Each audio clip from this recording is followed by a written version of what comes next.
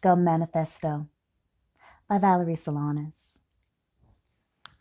Life in this society being at best an utter bore, and no aspect of society being at all relevant to women, there remains two civic-minded, responsible, thrill-seeking females only to overthrow the government, eliminate the money system, institute complete automation, and destroy the male sex.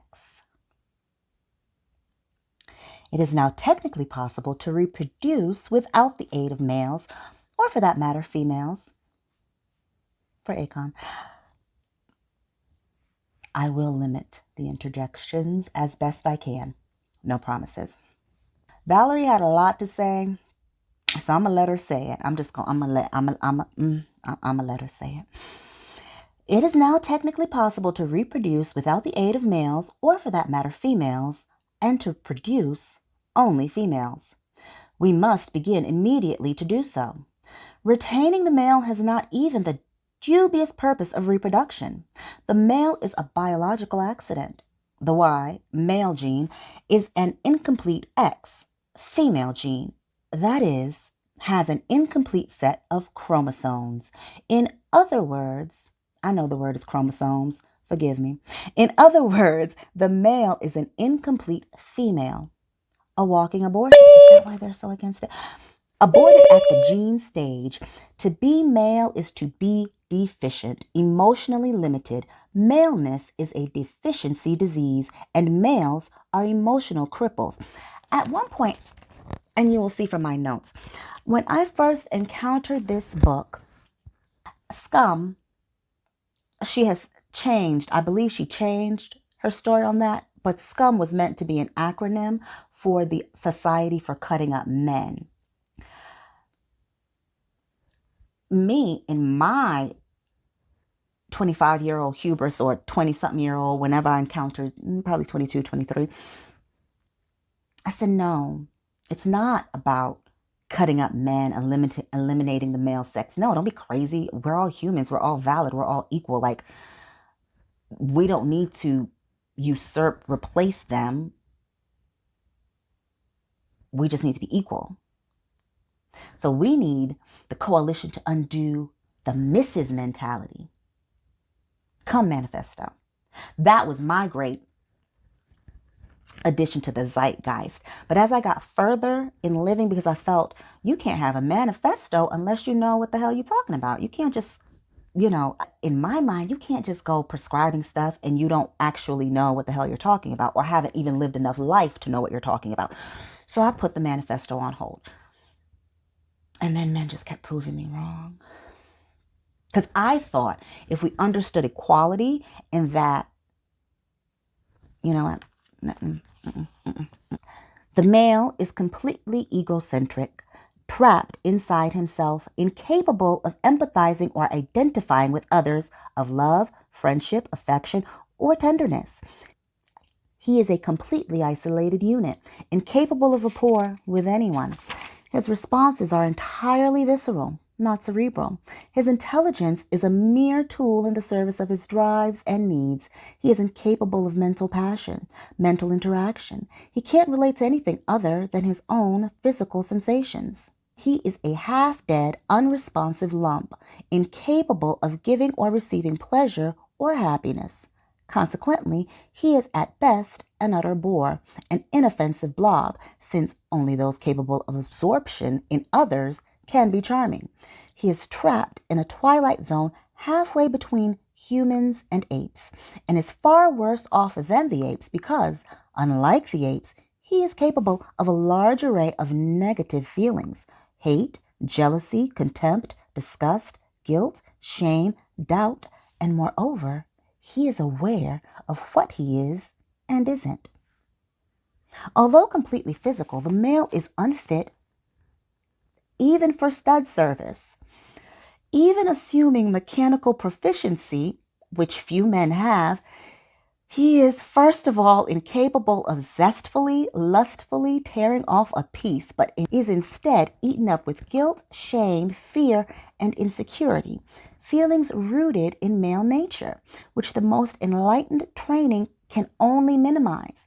Second, the physical feeling he attains is next to nothing. And third, he is not empathizing with his partner, but is obsessed with how he's doing, turning in an A performance, doing a good plumbing job.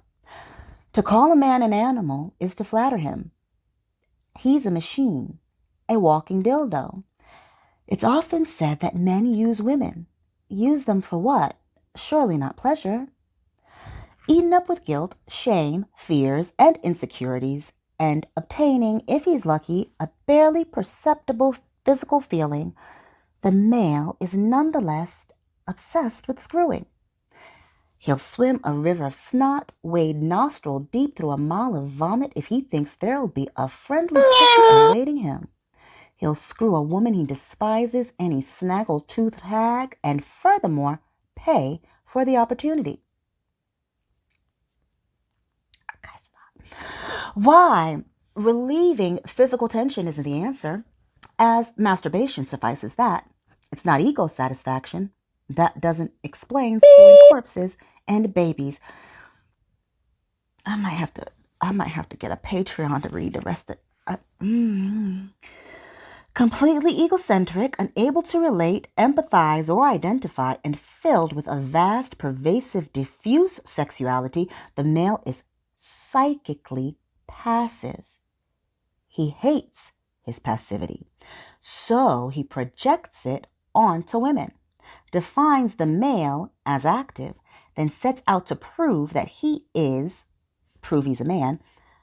So he projects it onto women, defines the male as active, then sets out to prove he's a man. His main means of attempting to prove it is screwing.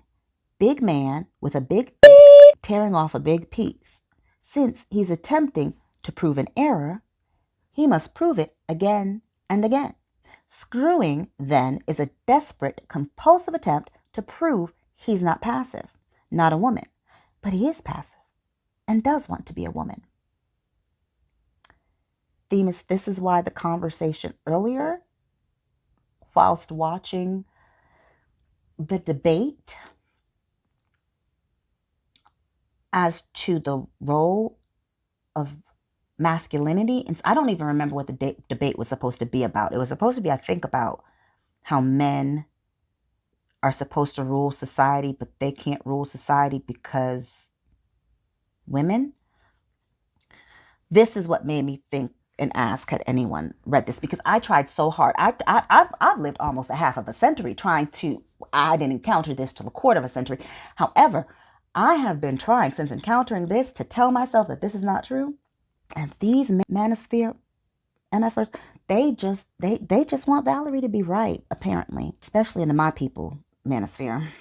Being an incomplete female, the male spends his life attempting to complete himself, to become female. He attempts to do this by constantly seeking out, fraternizing with, and trying to live through and fuse with the female, and by claiming as his own all female characteristics: emotional strength and independence, forcefulness, dynamism, decisiveness, coolness, objectivity, assertiveness, courage, integrity, vitality, intensity, depth of character, grooviness, etc., and projecting onto women all male traits: vanity, frivolity, triviality, weakness, etc.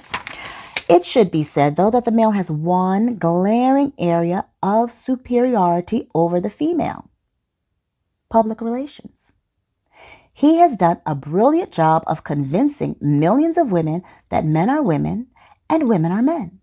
The male claim that females find fulfillment through motherhood and sexuality reflects what males think they'd find fulfilling if they were female.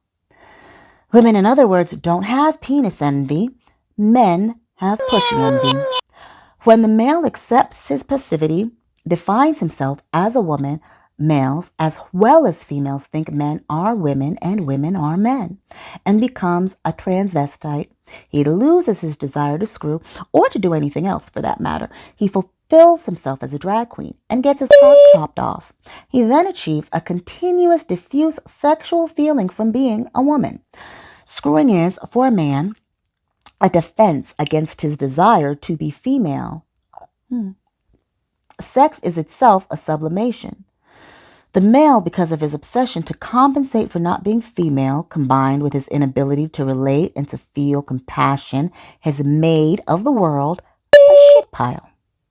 He is responsible for, which is interesting because, to the point of accountability, this is what Valerie suggests that men should be proud in feeling accountable for and responsible for. War. The male's normal method of compensation for not being female, namely getting his big gun off, is grossly inadequate as he can get it off only a very limited number of times. So he gets it off on a really massive scale and proves to the entire world that he's a man. Since he has no compassion or ability to empathize or identify, proving his manhood is worth an endless amount of mutilation and suffering, and an endless number of lives, including his own.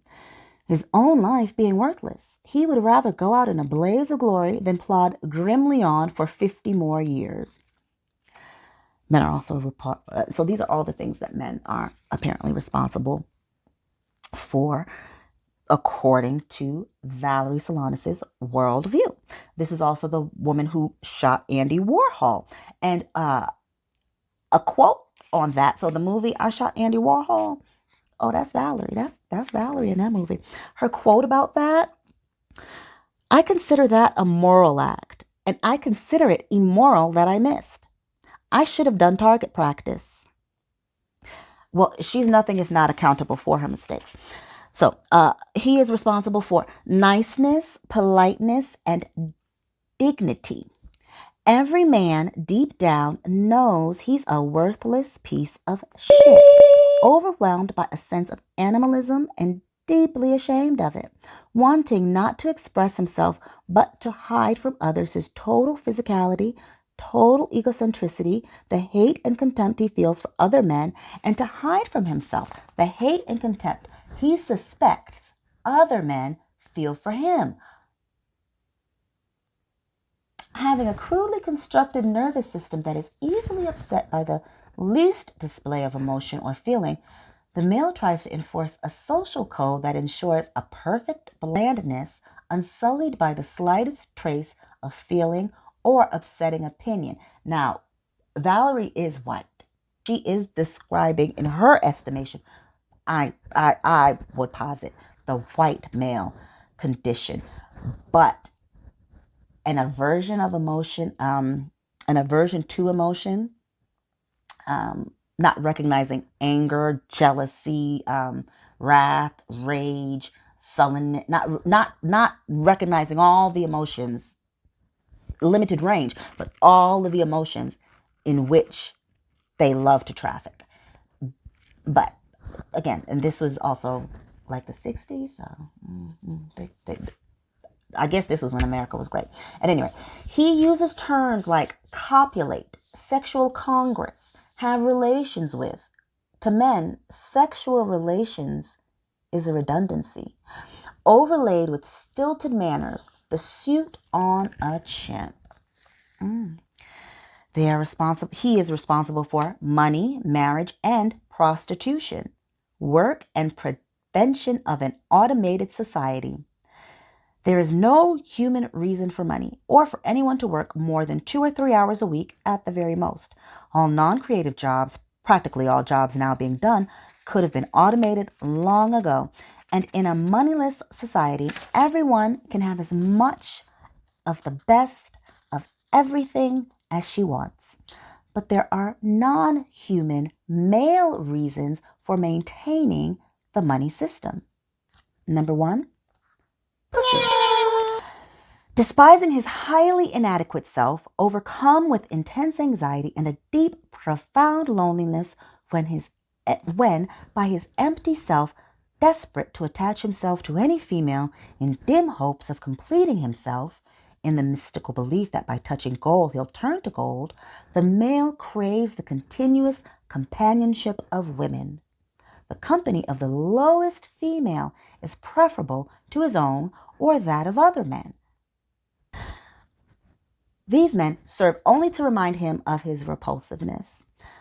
But Females, unless very young or very sick, must be coerced or bribed into male company. 2. Supply the non-relating male with the delusion of usefulness and enable him to try to justify his existence by digging holes and filling them up. Leisure time horrifies the male, who will have nothing to do but contemplate his grotesque self. Unable to relate or to love, the male must work. Females crave absorbing, emotionally satisfying, meaningful activity, but lacking the opportunity or ability for this, they prefer to idle and waste away their time in ways of their own choosing.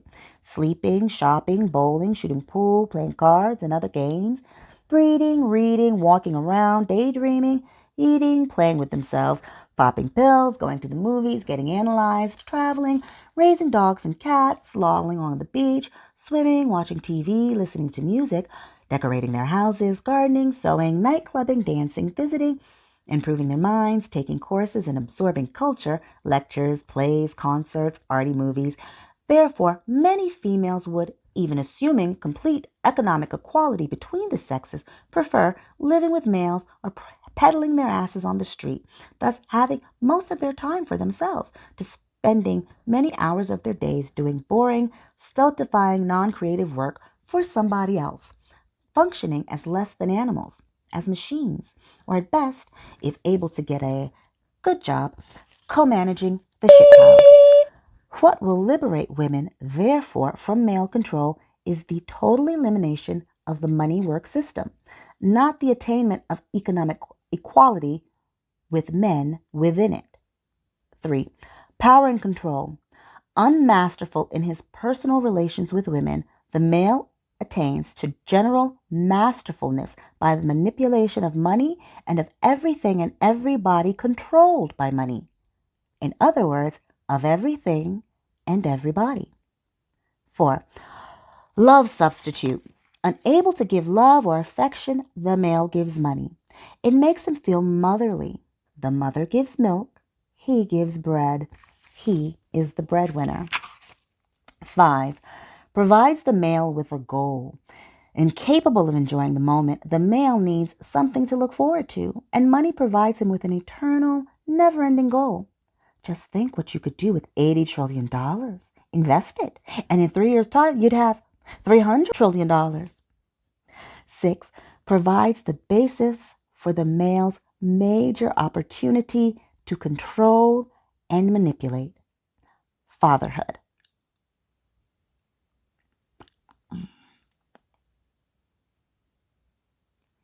Fatherhood and mental illness.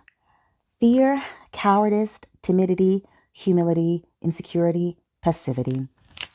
Lord God. Okay. I'm not sure.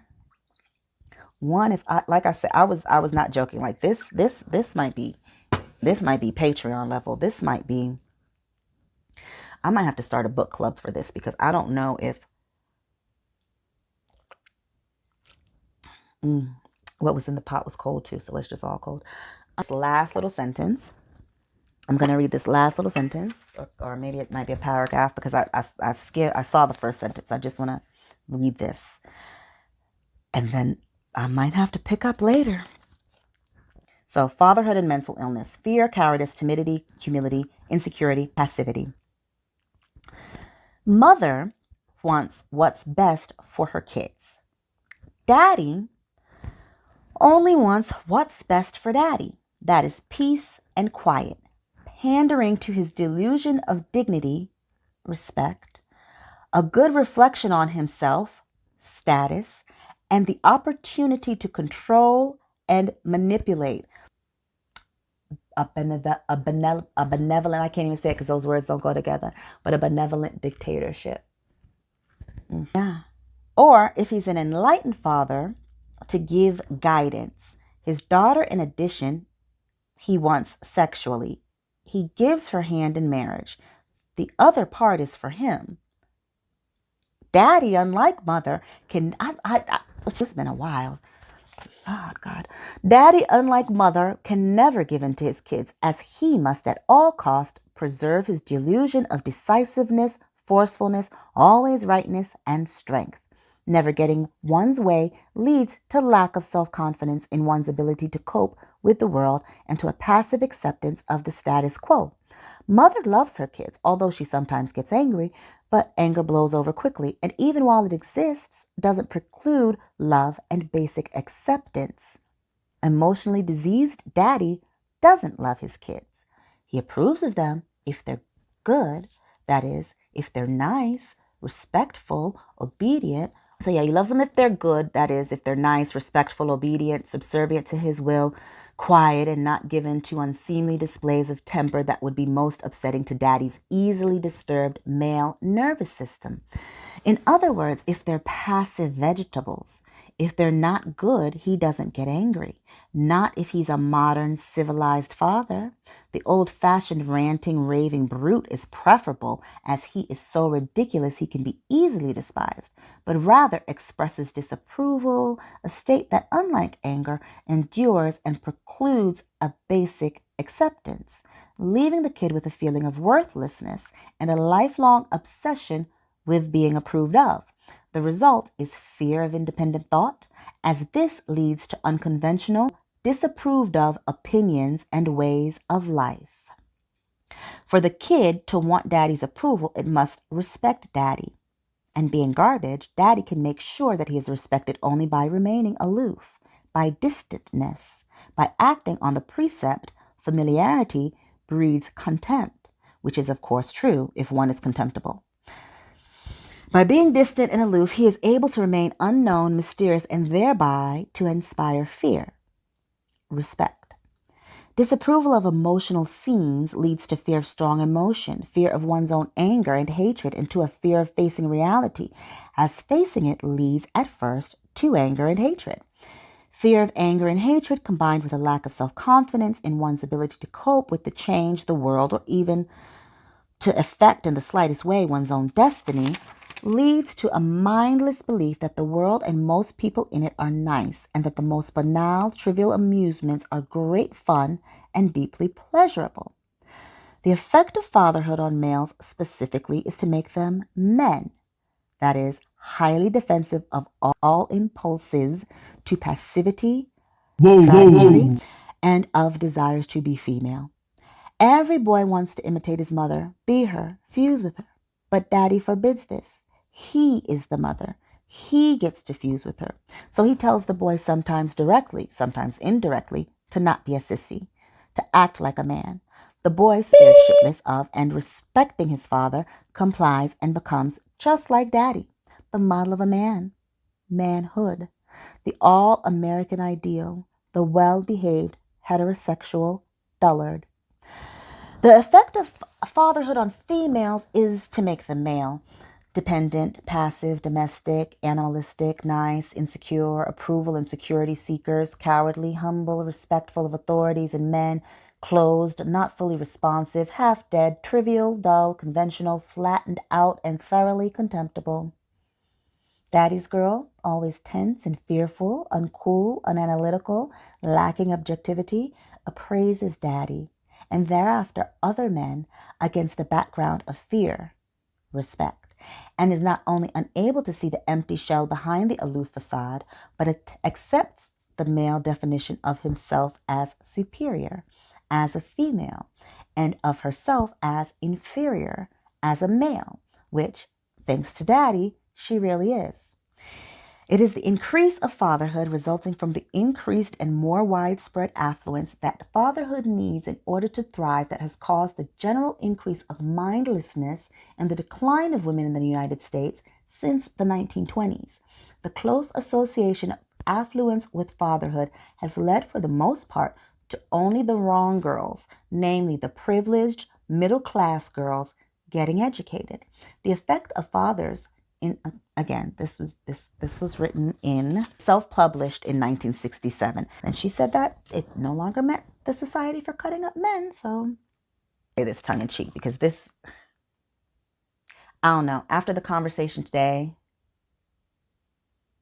let me know. This is page 11. Let me know if I should pick up with the suppression of individuality, animalism, domesticity, and motherhood, and functionalism.